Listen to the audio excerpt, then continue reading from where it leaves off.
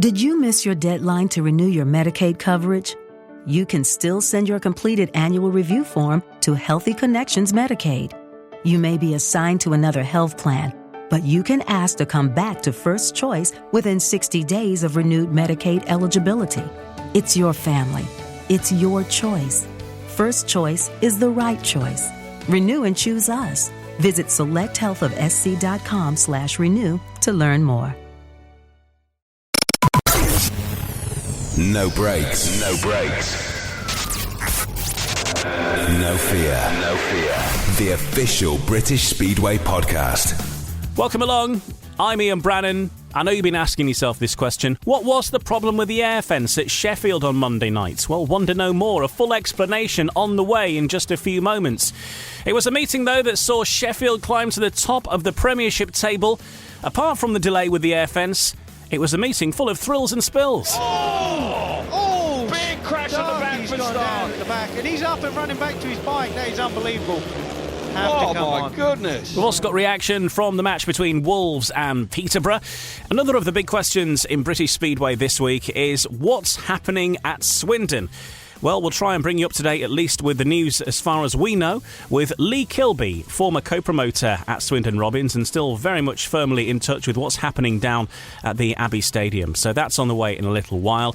And we'll be reflecting on the closure of Newcastle, officially removed from the league tables. Their results all expunged this week, which is a very sad situation, of course. But there was a farewell meeting in effect at Redcar last week. We'll hear from Roy Clarke, long-time centre green announcer at Newcastle and someone who's spent his entire life following the Diamonds. And we'll hear from the club captain, James Wright, as well, on how he found out the news that the club was closing down. All on the way soon.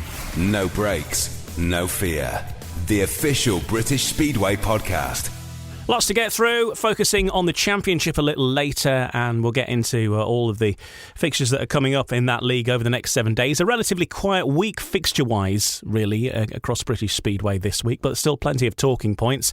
And we'll also be covering the Swindon situation later on as well with Lee Kilby. He'll be joining us to give us the information that he knows about that in the week where a number of supporters have got together to try and find out more information. We'll certainly share what we know. First of all, though, let's start at Oleton, where on Monday night the featured match on Eurosport was the Sheffield Tigers against the Ipswich Witches. An unusual meeting in many ways. The racing got off to a great start, but then in heat number 7, a big crash for Danny King meant a big delay to proceedings. Great start on the inside, there's no doubt about that. Oh, God, that's a hard big knock. Crash in the first turn there. He's gone in very, very hard there, Kilby. He made a brilliant start off the inside. Just it looks like there must be a little ridge, a little soft spot on that inside. The bike just took off, and sadly Danny couldn't do anything to get off it. Thank God we've got Airfences. Speedway is a spectacular sport, as we know. Luckily, Danny King was able to get up from that crash and battered and bruised, but it could have been a whole lot worse. It did lead to a lengthy delay at Oleton Stadium while repairs were carried out to the air fence. We're going to talk more about exactly what happened there, because this subject, because it was on TV, of course, has become quite a talking point in Speedway, with lots of people offering their opinions. And somebody who found themselves in the centre of all that, though, was Ryan Guest, who's our reporter regularly on this podcast, of course, but he's also centre green announcer at Oleton Stadium, and he joins us for this first half of the podcast to talk about the Premiership stuff, but also his experience last night, because that delay, 50 minutes or so, it's a long time to fill, a lot of pressure on your shoulders there to keep the crowd entertained, Ryan. Just explain to us about it first of all, and hopefully you're all right, because it's put you in the spotlight quite a bit, hasn't it? And maybe people saw you on the TV every now and again. How was it for you? Yeah, I've been better, but yeah, it was certainly an eventful night, as you say, and yeah, in terms of filling, it was probably the lengthiest delay I have ever had to fill. Thankfully, at Sheffield, they've got a good bunch there, so we managed to kill some time with Captain Kyle Howarth and team boss Simon Stead as well, just talking as much things Speedway as we could. We tried to get as many updates out to the crowd as possible, particularly with so many new supporters there for the first time as well on what was a big night for Sheffield. They'd done a lot of promotion in the build-up to that one. knowing it was on TV, knowing it can be easier to stay at home and watch it from the comfort of your living room when it is on TV. So, like I say, it was a big night for them.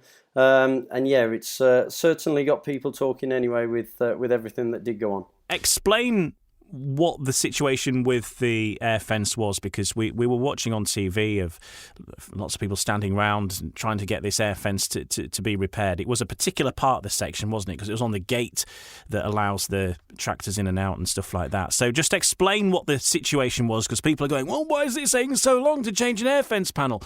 What was going on? I would just like to point out I am far from an air fence expert myself as well, but there's a lot of people that can help you out. Exactly, apparently so, looking at social media over the past 24 hours or so. But yeah, essentially the way Danny King has he's picked up the drive, he's shot off into the fence, and I think Danny King was live on Eurosport when he was out the back of the ambulance. Abbey Stadium went over to him, asked him, and he basically said, I never like to go into the fence on my bike. A lot of riders say that. So he actually let go of his machine. So Danny has actually ploughed into one airbag and his bike has ploughed into another. So that has totally burst 2 airbags. Now, in normal circumstances, that wouldn't be too difficult to be 2 replacement airbags. They normally take around about 10 minutes each, depending on the size and everything else. And normally it's as simple as that. Change the 2 airbags, job done. What actually happened on this one, it was one of the airbags that is connected to, at Sheffield, they have the tractors and ambulances come out on Bend 2, which also has a gate, which has a separate air panel, which I believe is slightly shorter than the rest, attached to the gate, which then attaches to the rest of the air fence. And I know this sounds like the most boring conversation we have ever had so far, but it is key to getting people to understand. And what had actually happened, it wasn't just a puncture in the air fence or the airbags or the panels. I can only describe it as like an inflatable tube or an inflatable pipe which connects all the panels together and gets the airflow through. That had actually been damaged as well, and you can't replace that because it's between 2 separate panels and attaches on from each one. And that's what was causing the issue, that there's no quick fix at all. And the Sheffield track staff and volunteers really did have to think on the feet. And look, some people will say it took much longer than it should have or than it could have done. At the end of the day, they had to think on the feet. They had to use the tools and equipment that were there to come up with a makeshift solution. And at one point, when they were thinking of things, there was a real possibility that meeting could have been called there and then. It could have been abandoned. There'd have been no result. We'd have had to have come back, done it all again. There wouldn't have been a result. We wouldn't have seen the extra races live on Eurosport. And I think that would have been a much bigger disaster than waiting the extra 25 minutes that we had to for this solution to be made so that we could go racing again. Yeah, and Speedways, big delays in Speedway are nothing new, because we see riders go down injured, and if a rider had been down on the track, I think people perhaps would have been more understanding, wouldn't they? Because if Danny King had been injured and he needed some treatment that lasted 50 minutes, it does sometimes happen, unfortunately, then people would have been fully understanding and all the rest of it. I think it's probably because it's an air fence, people just think it's a quick fix and it should have moved on perhaps a lot quicker. Yes, you could argue that perhaps the TV coverage could have had an alternative to Phil rather than just showing people fixing an air fence. I think maybe that is another argument to be had for another day, and obviously Eurosport will probably be reviewing that for next time and having another plan up their sleeve. I mean, that's maybe the thing. For the meeting itself, though, the racing aside, that was some of the best racing I think we've seen certainly at Sheffield this year.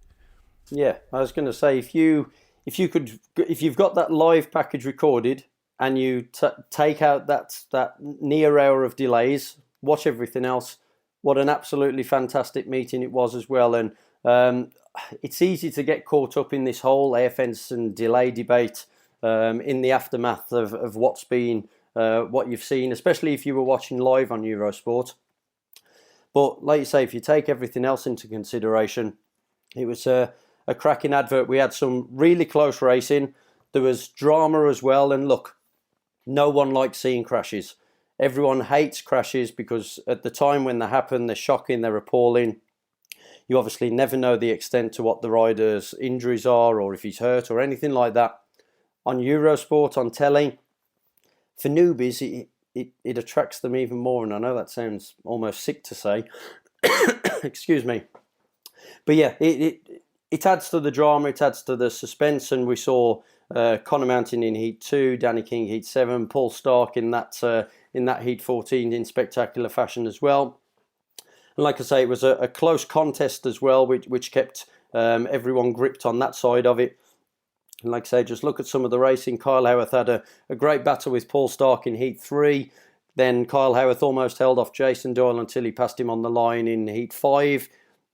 In Heat 8, Kyle Howarth replicated a similar sort of move off the final bend to grab first off Daniel Hume on the run to line. And like you say, it was probably one of the best race meetings that there has been at Sheffield this year as well. And it is just one of those things, isn't it? You could probably run that meeting another 100 times and you wouldn't have that same incident or that same crash or whatever. It's one of those things that is people say about unforeseen circumstances, but that's exactly what it was. And it wasn't a straightforward air fence going pop and just them taking a long time to fasten it back to the fence. It was more involved than that, and it's just one of those things. And you can't legislate for how a bike is going to go into a fence and the damage that bike's going to do. And we should say as well, that air fence did its job, because that air fence not there, Danny King would have gone through that fence. Exactly. And we almost saw it with Conor Mountain down the back straight in Heat 2 as well. At the time, it looked as though he'd been squeezed out from my position on the centre green, being squeezed out by Ipswich guest reserve Brock Nicol. Watching it back afterwards, it was more of a 50-50. Perhaps Conor Mountain has gone for a gap that wasn't quite there, and he did travel some distance down that back straight as well, and did well not to actually go through that wooden fence down the back straight. And as you've said, even if you look, people will have seen that attempted run of Heat 14 as well. Paul Stark just picks up some grip, lifts. I've never seen a rider fly into the air fence like in full upright motion like Paul Stark did. To see him bounce back off it literally like it was the side of a bouncy castle, to then land on the floor, run to get his bike and get it off onto the centre green was remarkable. And like you say, and people will still try and pick faults with air fences lifting here and there, but it certainly did its job on more than one occasion last night. Both teams, of course, would have preferred the meeting to run the full course, but at Sheffield as well, you've got this time curfew, haven't you? The noise curfew, and just talk us through that, what the conversations that were being had on that front, because people are saying, well, yeah, why don't they just press on? They'd nearly finished. It was only a couple more heats, but there's some quite big penalties from the local council, aren't there? If you go over that substantially. Yeah, all sorts of fines from the local council, and anything can kick in, and obviously that can have a big impact going forward as well. They were going to attempt restage in Heat 14, and the 2 minutes actually went on, and the three riders started coming out. And I remember looking at my phone, and I'm pretty sure it was 13 minutes past 10. So the rerun had got to go absolutely smoothly, because, as you say, you do have these odd occasions where even if you're over by a couple of seconds, you know what some jobs worth can be like in certain places. And like I say, it can have a big impact. And to be fair to Ipswich, they could obviously only gain a 3-3 out of the situation in Heat 14. And at that point, there was never going to be an opportunity to run Heat 15 because of how close we were. So Ipswich would have lost by 8 anyway, and wouldn't have been able to claim a league point. And it was actually Jason Doyle who started the discussion with the meeting officials, saying, what's the point? Everyone would have loved to have seen Jason Doyle go out and pull off another race win. I know in the initial staging of Heat 14, he'd just made an absolutely tremendous pass to hit the front once again. But yeah, like I say, fair play to Doyley and Richie Hawkins as well. He more or less conceded that, look, what's the point? The results are not going to be impacted on it. We're close to the curfew. We're rushing for no reason. And yeah, it would have been nice to get through, but like you say, I think a sensible decision had to be made in the end. All right, let's hear from the two team managers now. Then, speaking with Ryan after that meeting, we'll hear from Chris Lewey in a moment, but first here's Simon Stead. Well, Simon Stead, a meeting that had everything. We'll come on to it bit by bit in a moment. First and foremost, though, another home win. top of the Premiership table as well after that. Yeah, look, that's the result we needed. They made us work hard for it, which we knew they were going to do. We all had to dig deep, and credit where it's due. Sedgy stepped in, did a fantastic job, but all the lads had to play their part today. They all count, and it's cemented us up the top, which is what we needed, and we'll roll on to the next one. Yeah, obviously there was a lengthy delay after the crash with Danny King. There was obviously a delay with the paramedics being with him, then with the Airfence. And from a rider's perspective, how hard can that be once the bikes have obviously cooled down after so long and having to get refocused? Yeah, well, it is difficult, and credit where it's due. The lads kept doing the business, and actually we finished the meeting really strong. So we just have to go about our own business fine. That's all we can do. There are things like this that get thrown up every now and again, and you have to remain calm and remain focused. What I would like to say is, a big thank you to all the track staff who worked super hard to make sure we had a meeting.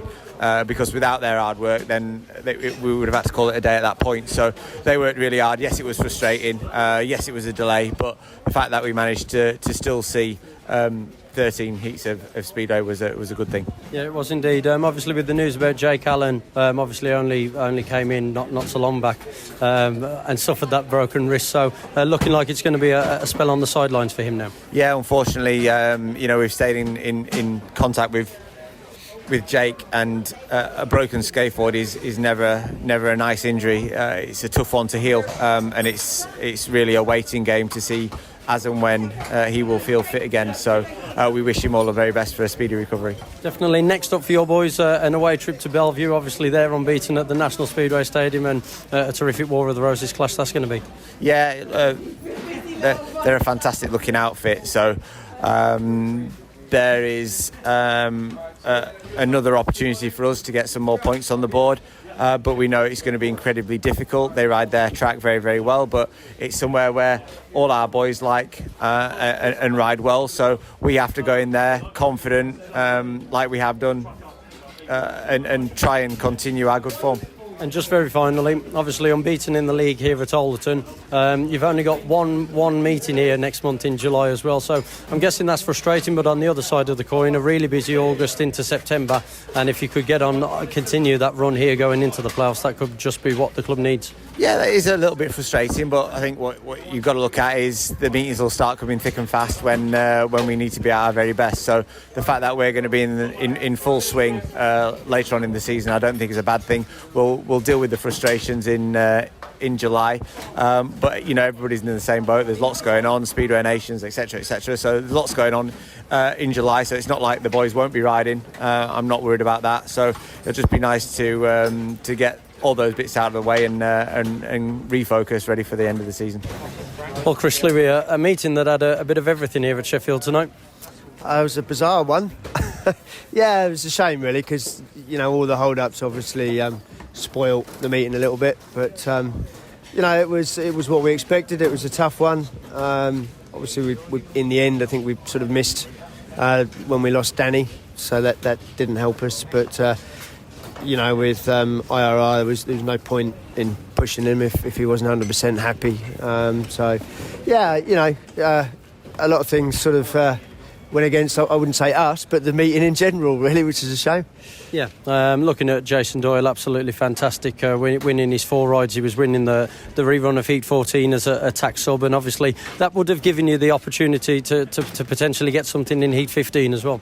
Yeah, that was obviously disappointing because Doyle went out there obviously with the purpose of winning the race, and Starkey was giving 100% when he went down, so just one of those things. But as you say, it sort of robbed us of at least a chance of getting a point, and the way this league is shaping up, I think every point's going to be vital, so went against us, but we move on to the next one. Yeah, I know Richie said he was more or less experimenting, trying something with the riding order tonight, moving batch away from 5 to 2. Obviously he had a tough night. Do you think that's something that might revert for the trip to Wolverhampton next week?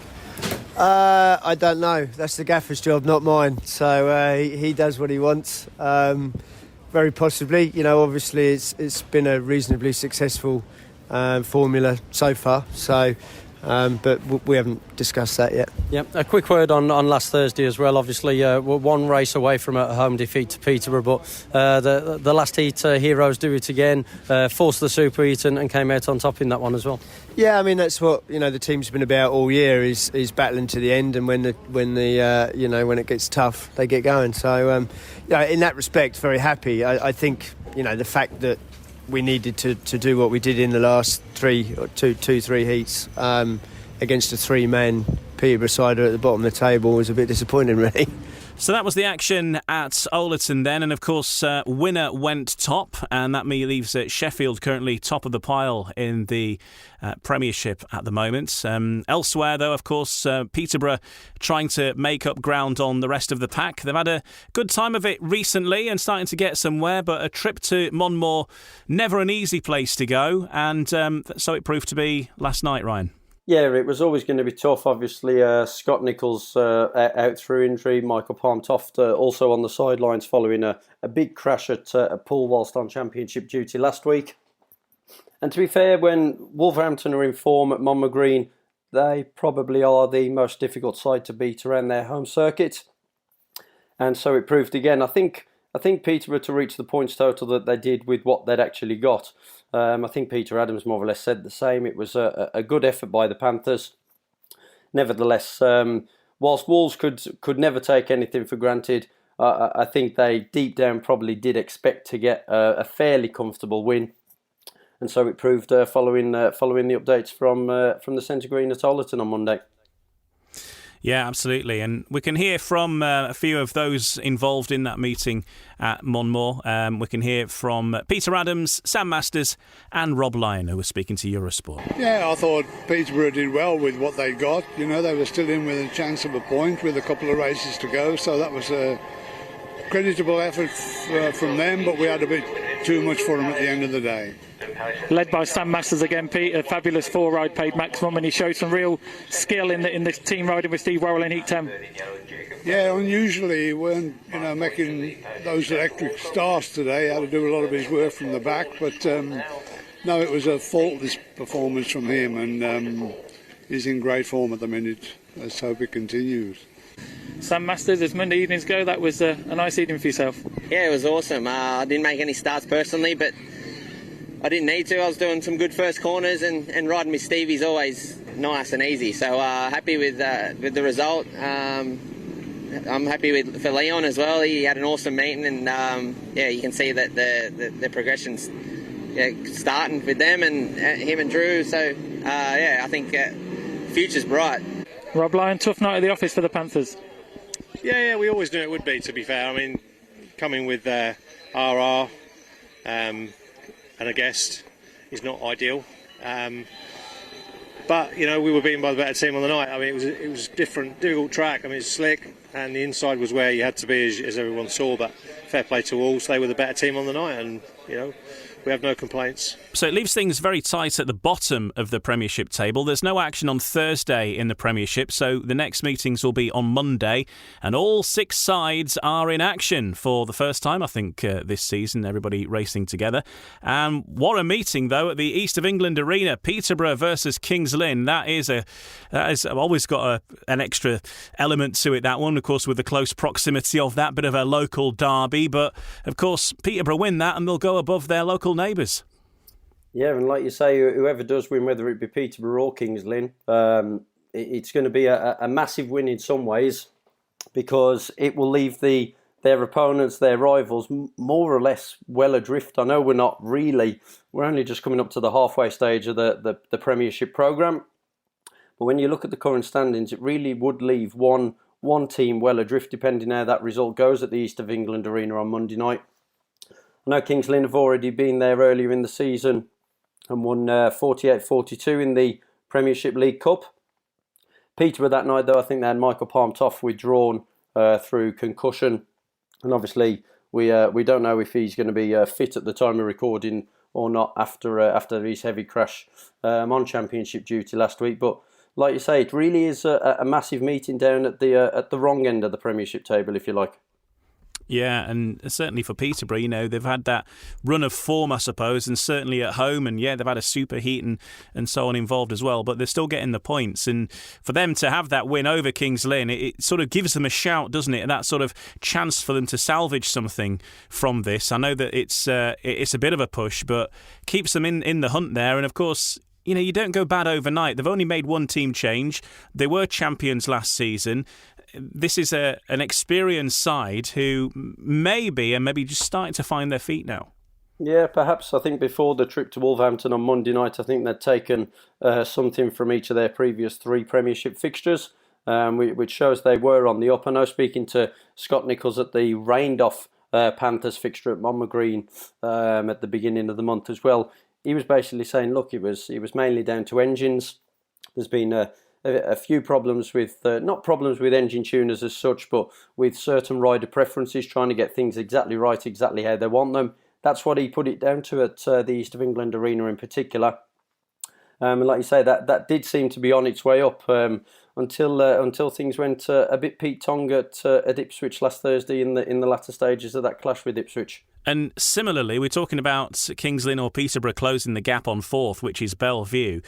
It's Bellevue versus Sheffield on Monday night at the National Speedway Stadium, and Bellevue could be staking a claim, maybe not quite the top, but certainly in the shout of heading to the top on Monday night. Just such as how things can work out in the Premiership and how close it is.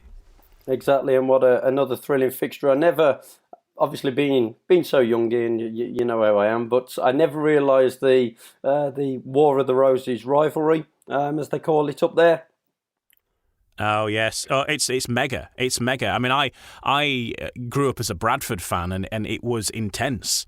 Bradford Bellevue was massive, and Bradford Sheffield, even West Yorkshire South Yorkshire was massive. So now to have it all on Sheffield, Sheffield versus Bellevue, it's a biggie, definitely. I mean, unless you're from Yorkshire or Lancashire, you don't understand the War of the Roses thing. It just is. It's like it is just there, and especially a Manchester-based War of the Roses. Like Liverpool versus Leeds, for example, is a big fixture, but it's not Liverpool versus Manchester United purely because it's Manchester. I think being based in Manchester, it's the whole Yorkshire-Manchester thing more as much as Lancashire.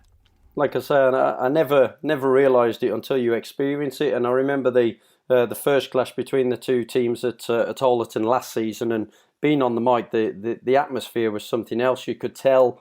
The bragging rights meant meant everything to everyone, and like I say, this one in particular is just such an enthralling looking fixture because Sheffield have already won at Bellevue earlier in the season on the opening night of the Premiership League Cup campaign. They won by 2 points with a last gas 5-1, if I remember right, for Jack Holder and Adam Ellis, and that really did whet the appetite for everyone. For the South Yorkshire side. But like you say, looking at the recent league form, Bellevue, absolutely immaculate home record.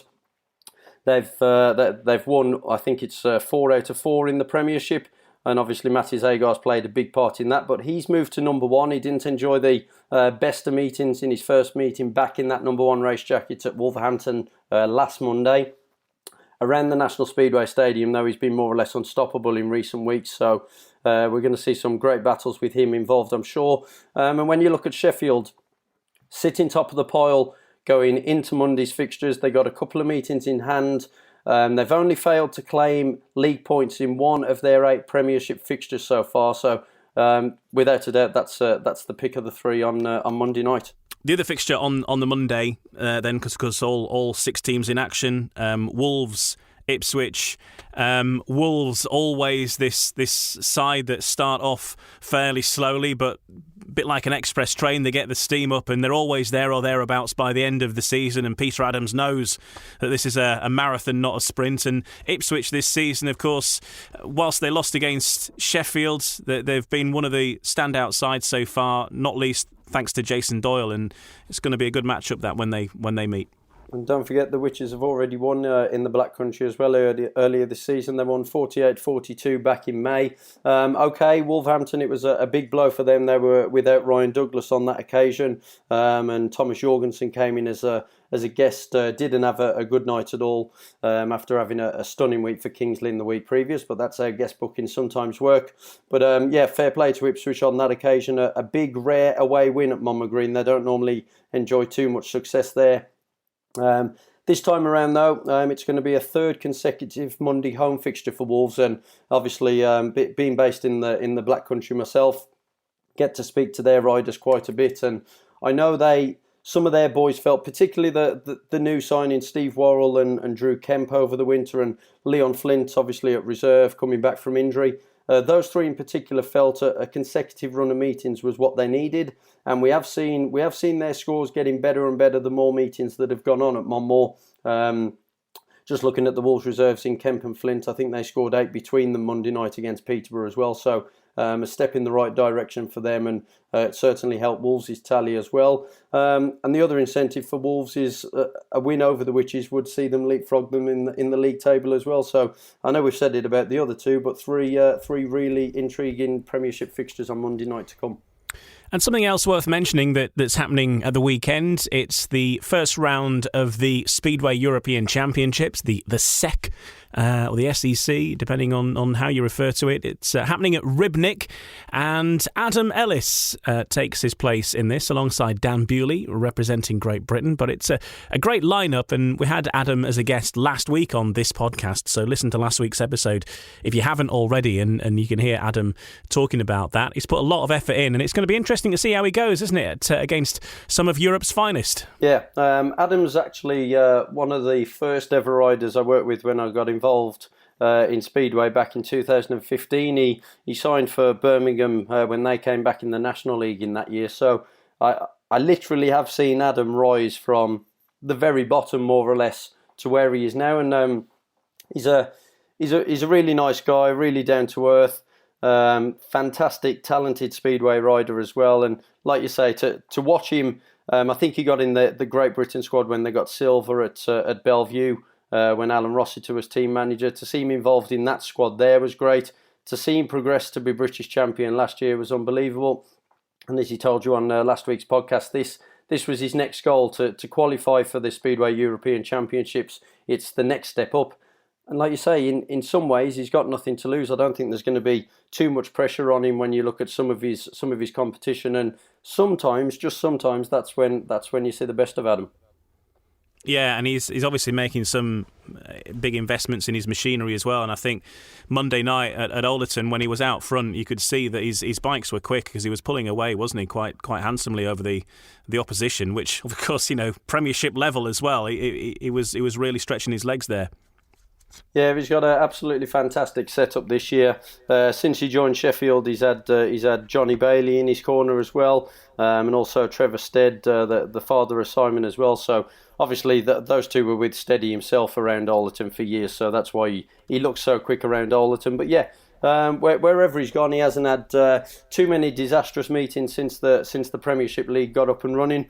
And like you say, I'm really excited to see what Adam can do in the 4-round series of the Speedway European Championships this year. Good stuff. Well, thanks for joining us, Ryan. I'll let you get off. Your next appearance on the centre green will be where are you back? Is it you got a week or two off now, have you?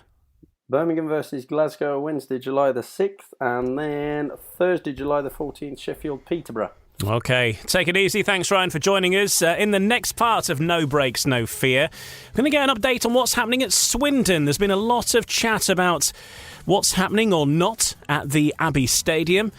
Former co-promoter of the Swindon Robins and still firmly involved in the club, Lee Kilby, joins us next to tell us what he knows about the development work happening there and the chances of Speedway returning in 2023. On the way next on No Breaks, No Fear.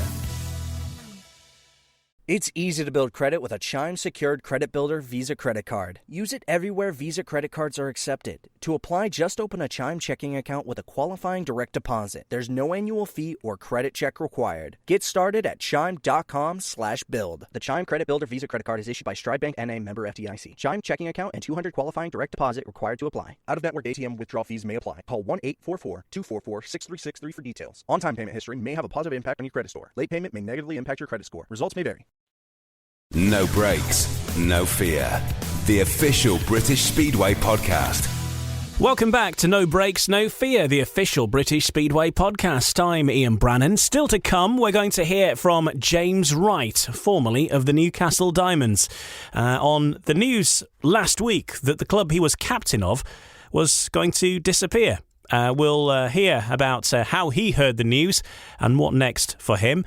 We'll also hear from Roy Clarke as well, the long-time centre green announcer both at Newcastle and Redcar. And Redcar, of course, was the venue for that final meeting for Newcastle this season when a select side got together last week. So more about that to come in just a while. Right now, we are going to turn our attention to the Swindon Robins because, as you will be well aware, the Swindon Robins have not been active since they won the Premiership title back in 2019. Work is ongoing at the Abbey Stadium at the moment. It's been ongoing for quite some time.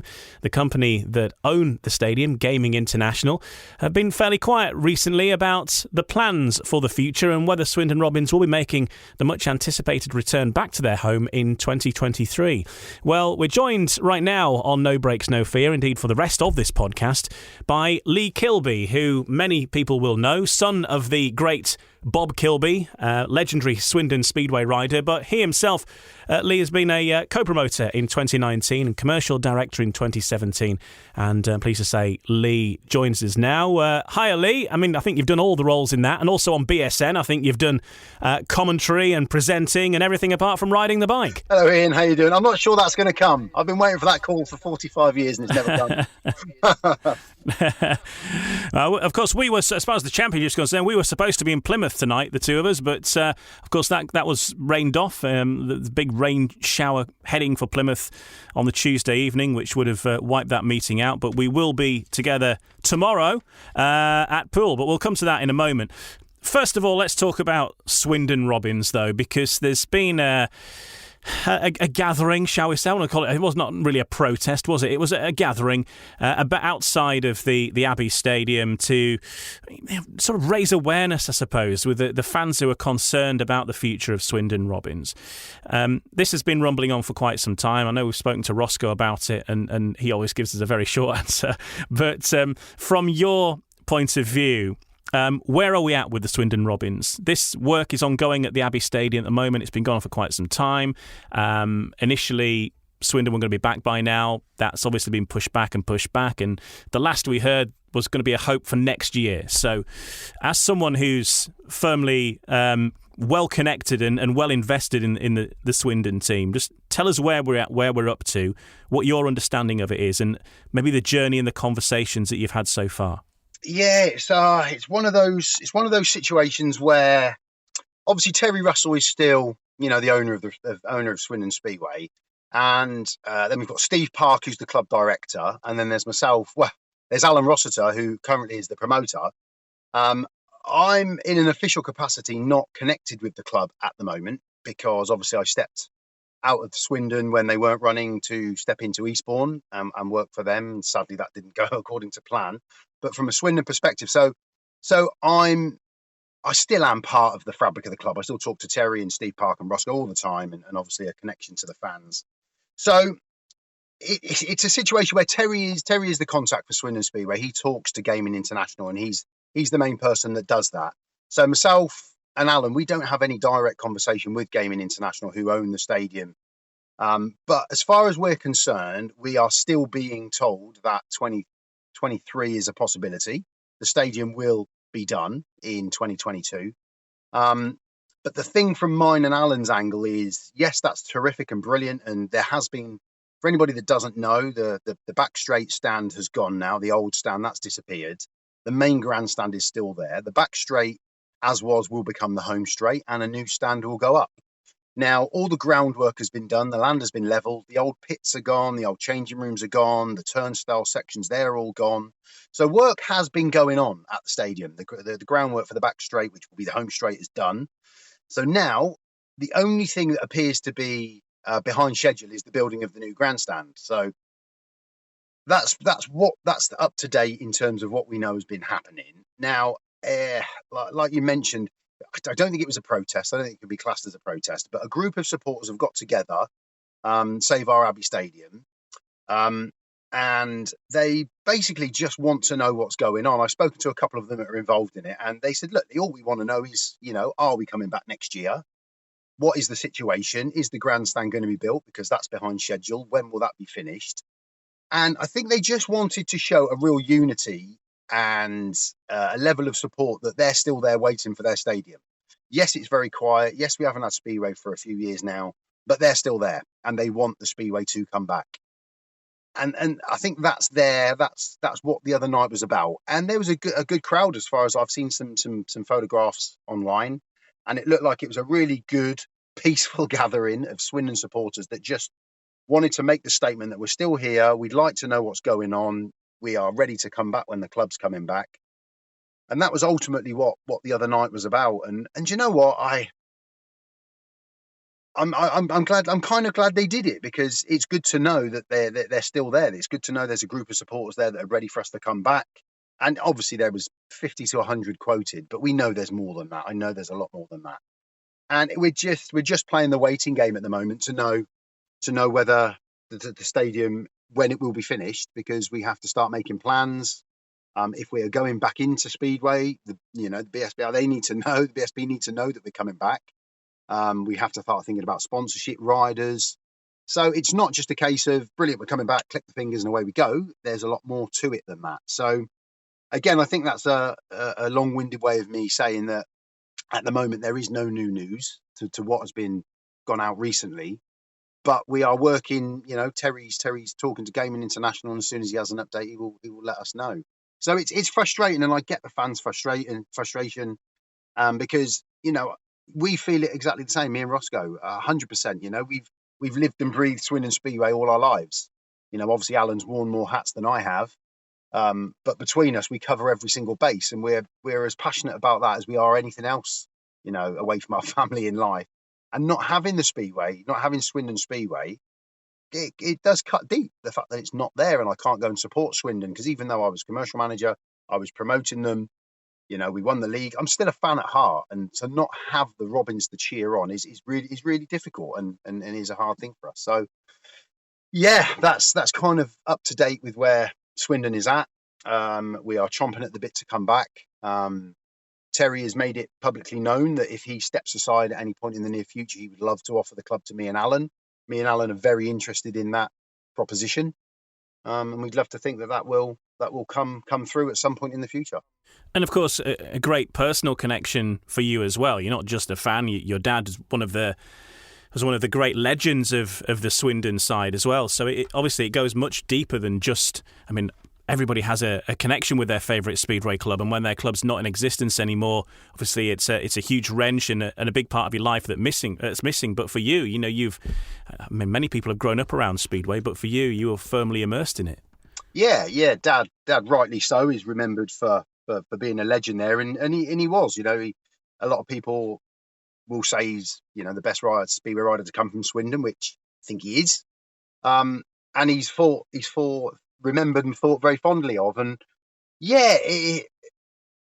it's funny. I have a real divide now between what Dad did and what Dad achieved at the club, and what he was to the Speedway club, and that little bit of an angle that I've created for myself and what I've done at the club, and it does go back, and I don't want to think about there not being Swindon Speedway. I can't think that way. That's not the way my brain works. My brain thinks about Swindon Speedway being there and continuing on, what Dad and the other riders that we've had down the years have all done. I went to a funeral a few weeks back of my godfather, who was club historian really at Swindon, Glyn Shales, and there was Barry Duke and Mike Keane and Mike Broadbank, and these riders that rode for Swindon and did their bit back in the day. They all want to see it continue. Nobody wants to see it stop.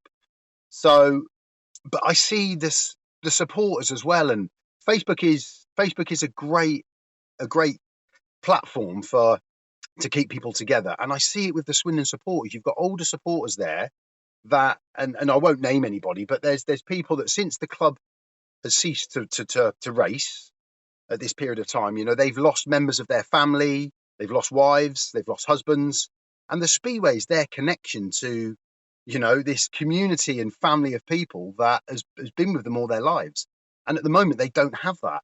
So as much as, yes, my connection with Dad, with Bob Kilby is huge, for these supporters that have stood on terraces all their lives, it's massive to them. And I fully understand that.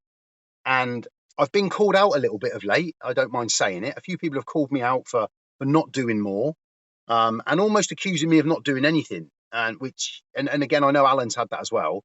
And that's grossly unfair because, the work that we've done away, we don't get paid by Swindon Speedway while it's not running. But we've done so much work behind the scenes because of our love and our passion and our desire to see it come back, not just for ourselves, but for everybody connected to it, So, those that have had a dig, I don't respond because there's no point. But it's a very shallow way of thinking to think that just because me and Roscoe aren't there with placards every day, screaming and shouting that we haven't got our stadium, to say that we're not doing anything is pretty, it's a naive way of looking at it, to be honest.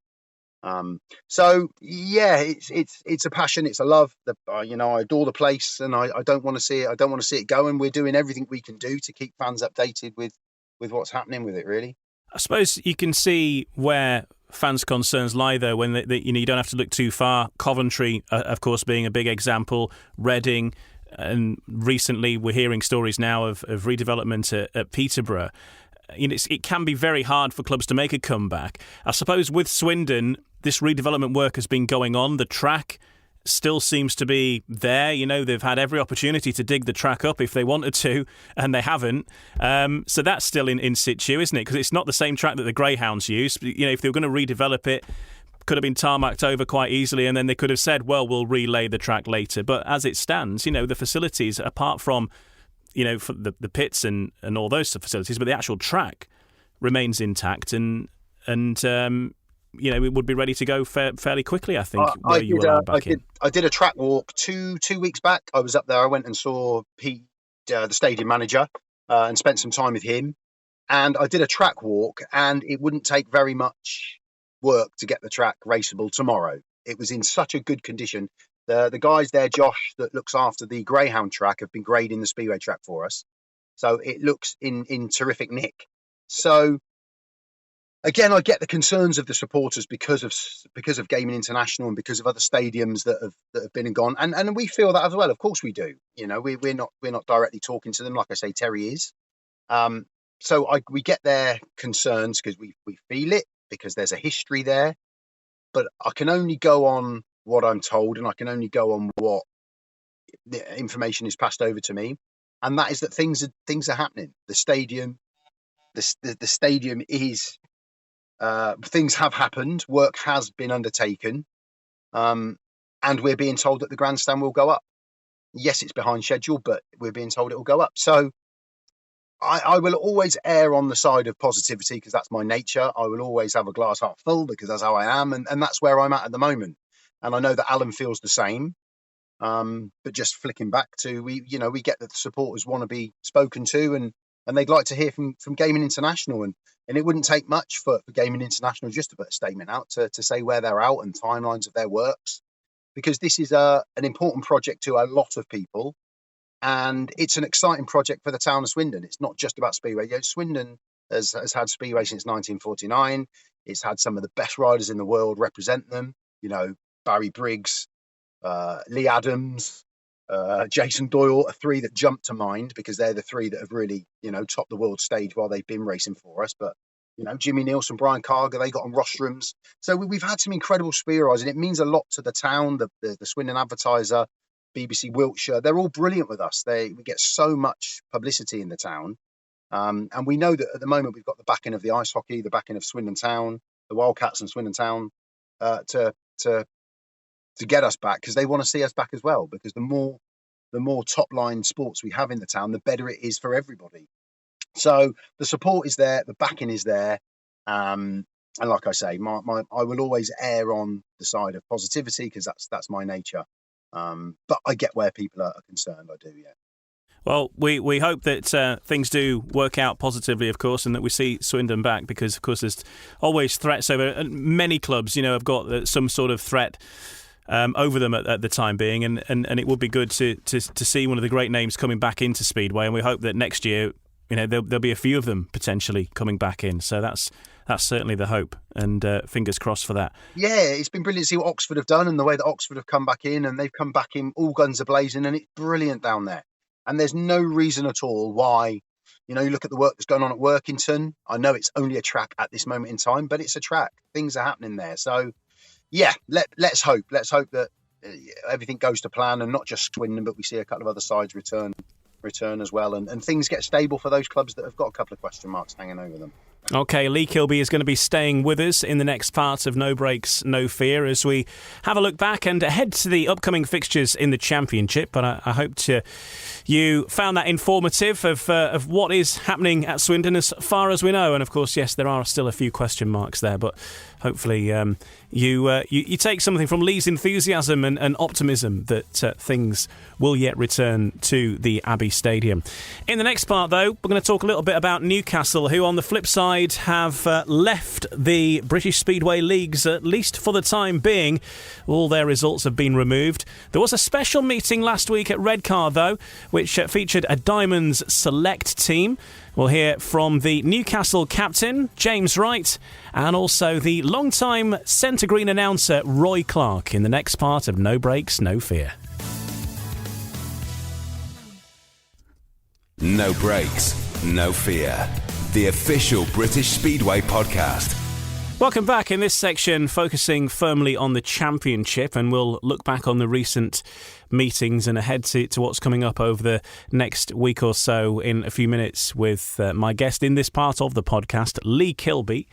But just going to turn the spotlight on Newcastle for a little while, because a week ago when we were making the last episode of the podcast, the news was just really coming out that Newcastle wouldn't be continuing for the rest of this season. And there was a special meeting organised last Friday at the Echo Arena at Redcar, where Redcar were already due to be racing Newcastle in the league, and of course that fixture fell by the wayside. So very quickly, one or two people, including a man we're about to hear from soon, Roy Clarke, who's the centre green announcer, but a real stalwart figure for both clubs, actually, because he's centre green announcer at Redcar, but also Newcastle, former rider for Newcastle, mechanic, and he's done all sorts of stuff. Got involved and put a team together, and it featured some names from the past, like Ashley Morris and Steve Worrell, and some of the present team as well. George Congreve, Paul Stark, Max Clegg were involved too, and put on a great show. It ended 54-36 in favour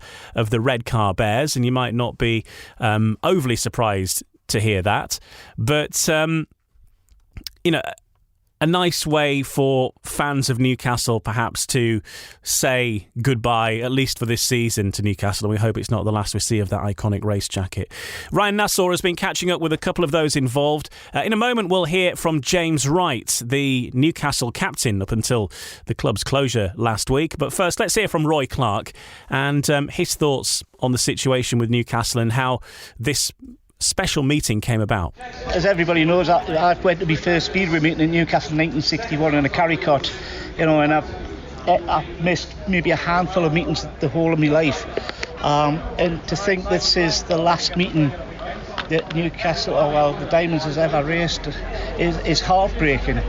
I said the other day to somebody, Newcastle is one of the biggest clubs in this country when it's ran correctly and they have a team to support. Newcastle do need like an out-and-out number one, a team to support. So a top man to get behind. Exactly. Yeah. We've just seen it tonight where Stevie Worrell was riding number one, and it made such a big difference to the supporters. And it was lovely to see so many supporters out here at Redcar. And regarding you saying Newcastle's last meeting being at Redcar, it's better being at Redcar than nowhere at all. It was fantastic of the promotion to offer to put this meeting on so the Diamonds fans could come the short journey down the road to come and support the team that they've loved for all their life as well. I still live in hope that maybe there is somebody out there who can come in and take over. Did you fear this coming, or did you think the team would get the end of the season? I always feared it, but I always thought it would be at the end of the season, not halfway through. I found out at 5 to 6 on Tuesday morning when I was in my hotel room down at Plymouth, and to find that out from somebody off the forum, was heartbreaking. But I spoke to the promotion here about what they were going to do tonight. I even sounded out Stevie Worrell. It's something like 6:30 on Tuesday morning. Say, what you doing Friday night? Would you ride for Newcastle in a challenge match? And Stevie Worrell came back straight away and said yes. That there's an awful lot of love for the Diamonds out there, especially with riders who've rode for them in the past. I just wished, unfortunately, George English is not here tonight. He's got a family holiday. He flew out to Canada yesterday. I would have loved to have George to be here tonight. Do you think with mentioning George, is there a possibility that maybe George does come back? I know he's been through a lot before, but is there any chance you think personally, 'cause I know he's a friend of yours? I would hope if someone took over, the first person to turn to would be George. He's a very good team manager. He's a very good promoter. He was part of the BSPL committee for a long time. He was the major events organiser. He knows a lot. He knows what he's doing. What he knows about Speedway, he probably knows more about Speedway than anybody that I know. The North East is a hotbed of Speedway. You've got Redcar here, you've got Berwick up the road, hopefully you've got Newcastle in the middle, and now we're going to have Workington back as well, hopefully, over the northwest. Yeah. I would just love Newcastle to be still racing next year, and to have a number one and a second heat leader to back the lads up, because there was nothing wrong with the Newcastle team that was put together this year other than they needed an out-and-out number one a spearhead to take the challenge. Roy Clarke there, long-time Centre Green announcer and very much part of the fabric of Newcastle and increasingly with Redcar as well, because he's their Centre Green announcer too now. But another podcast I do called Humans of Speedway, I did a chat with Roy, and his story's fascinating in that he's spent his entire life involved in Speedway around Newcastle. Was a mechanic for many riders. He mechanicked for the Worrells when they first started riding there. He's mechanicked for Kenneth Bier, for Bjarne Pedersen, this huge list of riders, particularly the Danes that have come over, and he offered his house out and they all used to come and stay with him, and it's a huge personal connection for Roy with Newcastle, so fingers crossed something does get sorted eventually. Let's hear from the team captain of Newcastle Diamonds up until last week anyway, James Wright. Of course, James was gearing up to be heading down to Plymouth to race against the Gladiators last Tuesday before the news came out that wouldn't be happening. Let's hear now from James, and he explains the story of how he found out that his club was all of a sudden no more. I didn't really see it coming. I mean, you probably could have seen it coming before, but I think I spoke to Rob a few days before, about 3 or 4 days, and he was sure that everything was gone ahead till the end of the year, and you don't really expect it. You go to sleep thinking you're going to be at Redcar the next day, and then obviously you got the message during the night, but I didn't see it until the early hours in the morning. So yeah, it was just a bit like, all right. So why is it you just get a text from the owner of the club? Is that what it is? Or? I got a text from the team manager just saying that we're not riding at Plymouth and we're no longer continuing the season. So yeah, it's a bit of a shock. You kind of got a busy schedule ahead, and I finished work 2 weeks before because I had a busy schedule. So it kind of was the wrong timing for me, and it's kind of left me in a bit of a limbo really, because especially as you only ran for one team. I'm not going to go get a job right now and then if someone comes in, but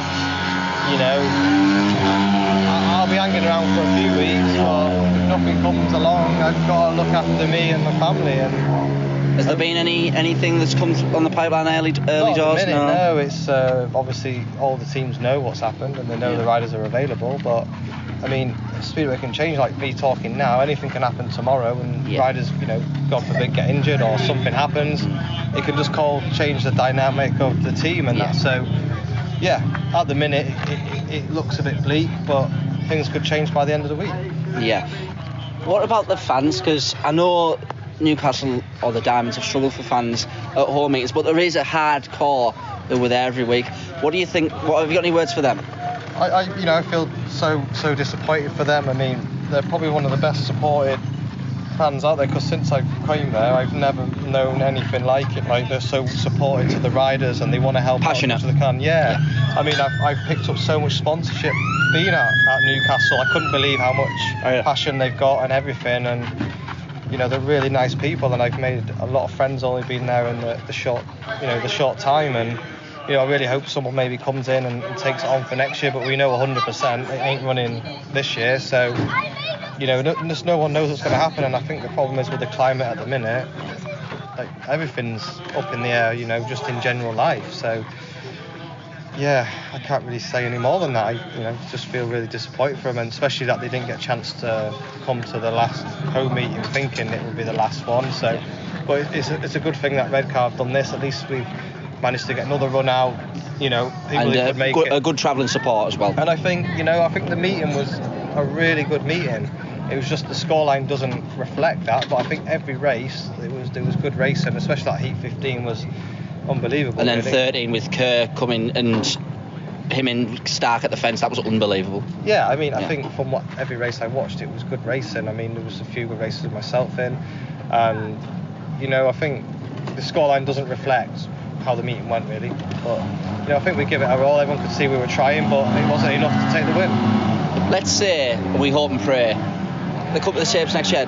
And they say, James, we want you as our captain again. Do you think, am I going to have any assurances this team are going to come to the tapes be at the tapes at the end of the season? Or do you think, I like riding for that club, I've made good friends, I'll go back? I don't think you can predict anything really. I mean, you can't say you're going to be somewhere or here and there. I mean, the thing is with me is that I try to be a loyal rider, and I always, if I get picked up now towards the end of the year, if I manage to, obviously I'm going to be with that club. Yeah. And then I always give that club then opportunity. Because that's how I run my business. Man of your word. Yeah, because I always look at it and think, if they enjoyed me riding for them, then the following year I always say, do you want me back? And then give them first dibs. And if they don't want me back, then that's how I've always been. Like, whoever I ride for, I always go back to them to give them. But you wouldn't close the door on a return to the Diamonds if no, I wouldn't close the door. Yeah. But I mean, I don't know. Say I was riding for Poole. Yeah. If I rode for them until the end of the year, I would always then go back to them and say, would you want me back next year? If not, then I start to look elsewhere. So not a lot of the riders do that. But that's just my style. I try to be loyal to whoever's had me. If things hadn't worked out that year, obviously I'm not going to be back. But if I feel like I'm enjoying myself at that club, I'll always want to say, can we do a deal for next year? So there's James Wright, who up until last week was the captain of the Newcastle Diamonds. I'm pleased to say that he has now found himself a new club. He's just joined Scunthorpe Scorpions, and best of luck to James Wright on his onward journey with the Scorpions for the rest of the season. But the very best of luck to everyone else involved in that. I know that one or two other people are now starting to get picked up, but huge upheaval for everyone to find that, wake up in the morning to find that the club is no longer there, of course, and all our best wishes to everyone involved, and of course the supporters who now no longer have a club in Newcastle, at least for the time being. Paul Stark has now picked up a new club. He's moving to the Oxford Cheetahs for the rest of the season. Newcastle's results from the season so far have now been expunged from the league table. So that's both points earned in terms of wins and so on, but also the points for and against for the respective sides as well. So it's as if Newcastle were never there to start with this season. We now have 10 sides in the league, and the alteration with those results has moved a few of the teams around.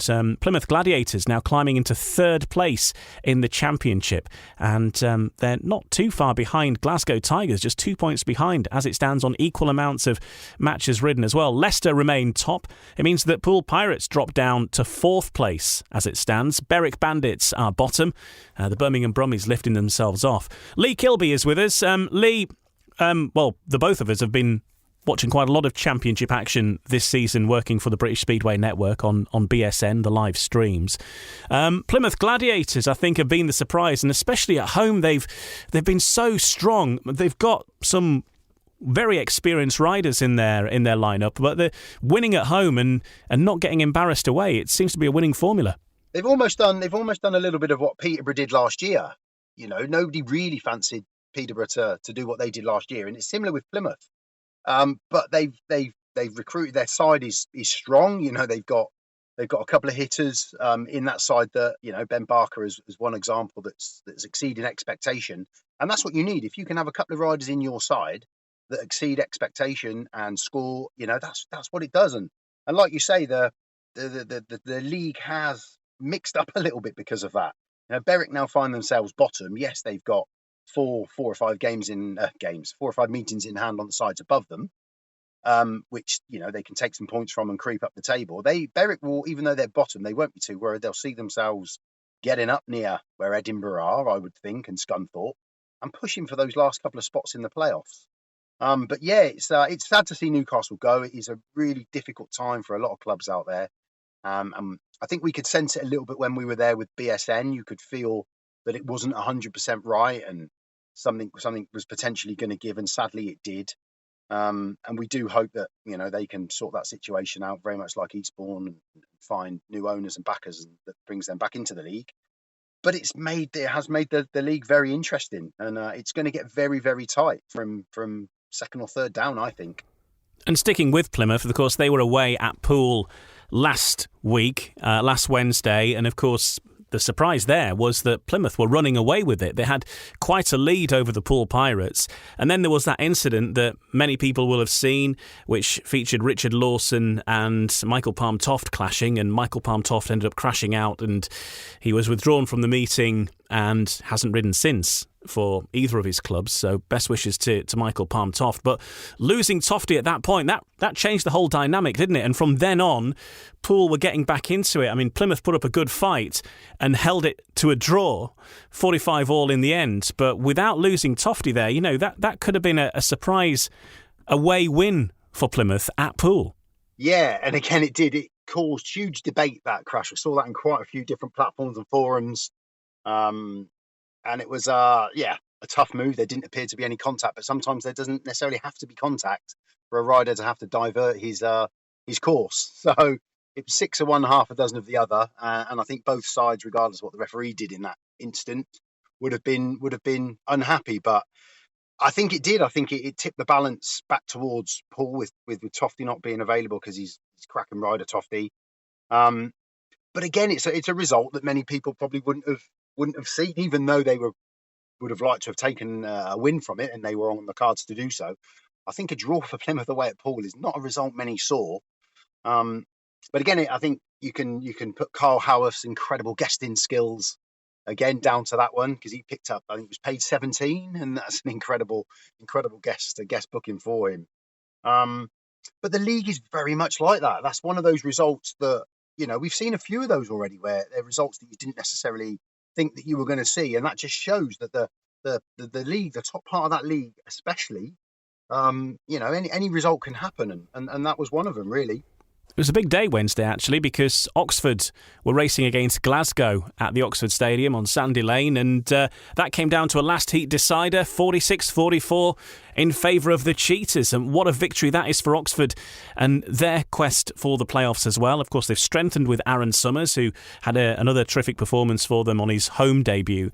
And then since, of course, we just mentioned, Paul Stark has moved from Newcastle to Oxford as well, in place of Kyle Newman.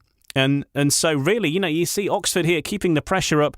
They maybe have a little bit more work to do than some of the other sides around them at the moment in the Championship, but it's really hotting up there. And you look at the strength in depth that Oxford have now got, and maybe you'd argue that the momentum there is shifting in the Cheetahs' direction. Yeah, and I think the signing, Aaron's a great, incredible signing. To get Aaron back, he's a rider we had at Swindon for a little while. He's a brilliant rider. He's got loads of ability. And to get him back and then to add Starkey into the mix, with Scott and Troy at the top end of their side, that's a formidable foursome they've got at the top of their team now, and they will have every ambition of obviously getting into the playoff situation, and doing well. And I don't see any reason why they won't, if I'm honest, because I think they've got that strength there now.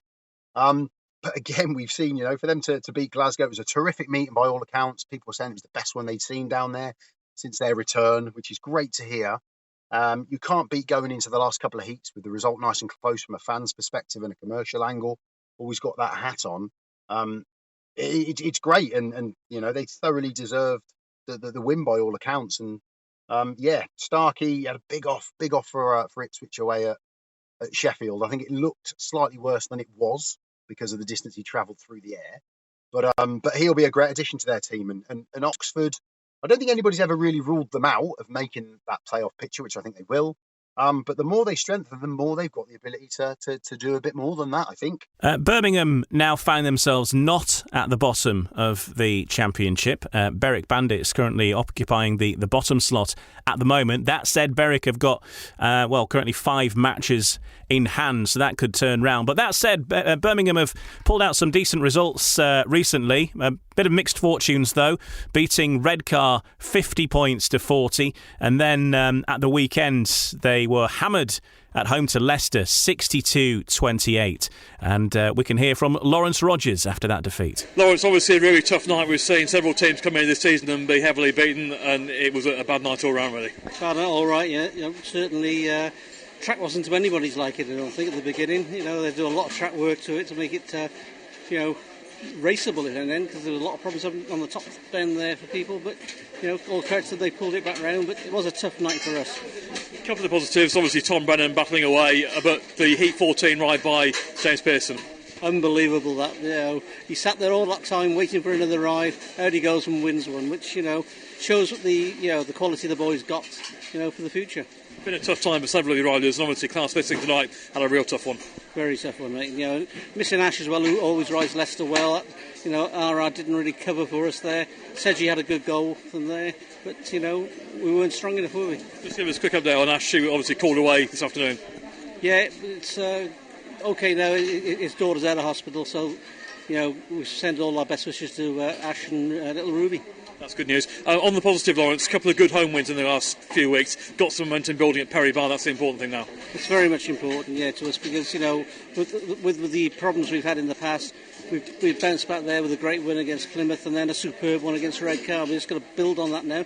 Just a pity we've got nothing this Wednesday. Yeah, it would have been Newcastle home and away, and of course their sad demise, but a big home match coming up against Glasgow in 10 days' time. Yeah, Glasgow will come in there. Tom Brown will be against me. I feel funny with Tom not in my side. I'll probably give him the number 5 body colour, but it's going to be a tough one for us, that. But on the roll now. So a big win for Leicester, 62-28. The night before, though, of course, Leicester were away at Glasgow in a top-of-the-table tussle, and it was the Glasgow Tigers that came out victorious there, 56-34. Maybe the fact that Leicester have had, 10 days or so off, maybe just leaving them a little bit ring-rusty there, but now they look ahead to a trip to Oxford. Yeah, that result, and again, I'm in with the Swindon track staff. We've got a prediction league, and we all chuck our predictions in each week, and it's getting really, really difficult to call results, because I actually went for a Leicester win at Glasgow. I thought they were in the ascendancy. I thought all the boys were doing well. Carl Howarth is riding really well, and I know that Nick Morris can ride really well around there. Richie Worrell, the Thompson boys can rack in with the scores, and then all of a sudden there's a huge win for Glasgow that I certainly didn't see coming, especially to that extent. But again, when you get Benjamin Basso riding like he has started to ride, I think you're always capable of getting that type of result. And especially when you think in that meeting, Craig only scored 3 points for Glasgow. So it shows that everybody else chipped in and did the business. But it wouldn't surprise anybody if those were the top two sides at the end of the season. I don't think. Although it really is a mixed bag at the minute, isn't it?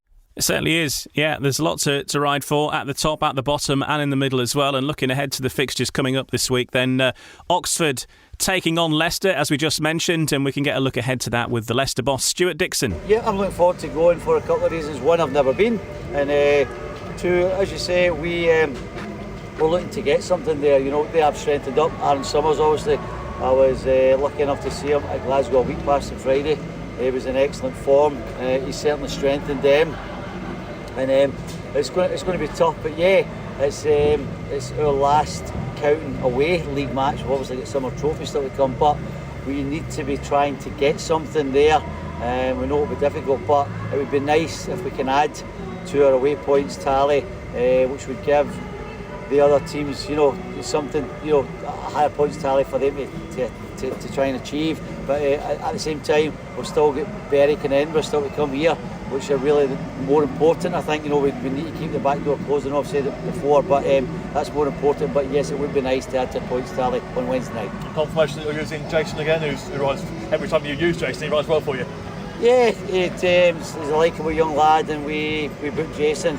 I think this will be probably the last guest bookings, because I'm very hopeful we'll be making a signing for the start of July. Fingers crossed if I can get that one over the line when the new averages come into play in July. Yeah. So a team change coming very soon to the Leicester Lions. Only a few days to wait, I suspect, before we find out more info on that one. Oxford versus Leicester on Wednesday. The other fixture on Wednesday is Poole versus Berwick. And obviously for this, Berwick want to get off the bottom of the table, but they have got these 5 matches in hand currently. But of course they've got to win them to get themselves up the table. A big away win at Poole would possibly be a surprise, but we saw Plymouth run them fairly close, and of course Leicester beat them. They're on a bit of a losing streak at the moment, the Poole Pirates. This match will be live on British Speedway Network on Wednesday night. I'll be commentating, and Lee Kilby will be presenting from the pits as well, and looking forward to this one. It's the first time we'll have visited Poole on the British Speedway Network. We were supposed to be there earlier in the season for this very fixture, so this is a rearrangement of a rain-off, but really excited to see what happens. Of course, Berwick have made a signing, well, a couple of signings. Nathan Stoneman is now in the Berwick lineup, who's come from Oxford. And Jonas Knudsen is a new rider who's come over from Denmark. He's doing really well in the Danish leagues. He has obviously got a very well-known name. For people of a certain age will know the name Tommy Knudsen. Well, Jonas Knudsen is from the same village. Jonas Knudsen started his career at the very same club in Denmark. Jonas Knudsen is no relation whatsoever to Tommy Knudsen, okay? But he is good mates with Ben Basso. They're in the same team in Denmark, and actually Jonas Knudsen scoring some bigger scores than Ben Basso over there in Denmark. So this could be pretty explosive. Yeah, I love it when a club can sign a rider like that is pretty much an unknown quantity to many of us. But has that recent history of doing well in their native country, and it'll be great. I could talk about the real Tommy Knudsen. I could talk about the Coventry Tommy all day long, but I don't know much about this lad, so it'd be really, really interesting to see what he brings. And it's a result I think that Berwick will look at, and they will take heart from Poole's recent home form, which was, a defeat to Leicester and a draw to Plymouth, and think, we could go there and get something out of this. Like you say, especially with, Danny as well. He's picked up that injury. They've strengthened. It's a result that, again, I think could go either way. There's part of me that thinks that Poole will turn the screw a little bit and that they'll get the result. But I think Berwick have got every ability of going there and putting them under a lot of pressure and potentially getting a result. But I'm excited to see what the Danish lad is like. We get these young Danes come over from time to time and take the world by storm. He may well be the next one. And if he is pretty good, the good news is he's got a brother who's also in the same team in Denmark as well. So there's a family of them. And of course, it's the return of Bomber to Poole as well with Berwick. And I think fans of both teams will be looking forward to seeing that. I think Bomber around Poole, we've seen enough of that over the last, 10, 15 years to know how incredible he can be around there. And he always delivers. Bomber will always deliver. You know what you're going to get. He's going to give you 110%. He knows how to ride the track. He's done it for them. He's done it against them. I think we can go back to Coventry winning the league when he got run over by Lewis Bridger, sprinted back to the pits when we all thought he was going to be in an ambulance and doing the business for them that night. And then we've seen him don the Paul race jacket in the playoffs and do the business for them. So it's going to be a really, really exciting meeting. I'm really looking forward to going down there. It's our first trip with the British Speedway Network to Poole this year. And it'll be an exciting meeting for sure. And like I say, I think it could go either way, even though I think Paul will just pinch it. Thursday night, unusually, there's nothing on in British Speedway, so an empty Thursday. Friday at Armadale, it's Edinburgh versus Scunthorpe, two sides fighting for the playoff places there, going at it, which is going to be an interesting one to watch. And then the return of that fixture will be on Sunday in the Championship, back at the Eddie Wright Raceway. Glasgow are hosting the Redcar Bears on Friday night as well, which, again, Redcar looking to keep up their pursuit of the playoffs. You'd think that they're pretty much in the mix there now, but with the teams behind them, and certainly teams like Edinburgh seem to be getting their act together, Berwick will have an outside chance of making it into the playoffs as well. Scunthorpe, it's all tight down there, and no time to rest on your laurels in any way. No, not really. And when you look at the league table, Scunthorpe and Edinburgh have almost, they're both sat on 19 points. Scunthorpe have scored 3 more than Edinburgh, that's all, 3 more points, and they've conceded 5 more. So there's absolutely nothing between those two sides, really. And like you say, Berwick have got all those meetings in hand. So they can catch up and put themselves in the mix.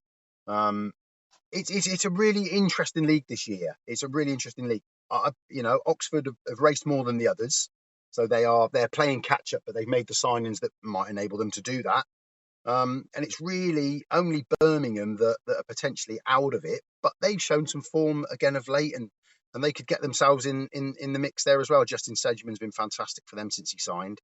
But it's great. It's making for a really, really interesting and intriguing league this year, because most of the sides have got a shout, and be interesting to see how those 2 results go. Yeah, a few twists and turns to come. And then as for Championship action, there's not a lot really on Sunday, just that one match between Scunthorpe and Edinburgh.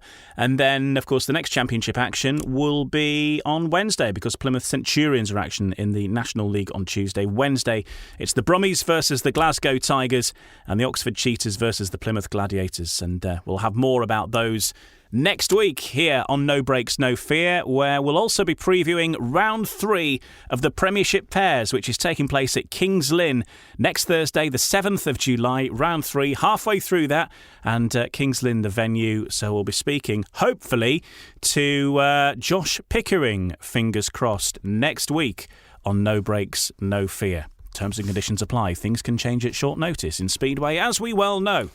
Of course, those are the Championship fixtures. Elsewhere, let's just run through the Premiership. Next action will be on Monday. All 6 sides are in action. Bellevue Aces versus the Sheffield Tigers, Peterborough Panthers versus the Kings Lynn Stars, and the Wolverhampton Wolves versus the Ipswich Witches next Monday in the Premiership, all starting at 7:30. Premiership Pairs next Thursday, the 7th, at Kings Lynn. And a quick look through some of the fixtures in the National Development League. We've got some action coming up on Saturday. National Development League Knockout Cup semi-final, first leg, the Berwick Bullets versus the Leicester Lion Cubs. And the second leg of that is the following day on the Sunday at the Paul Chapman and Sons Arena.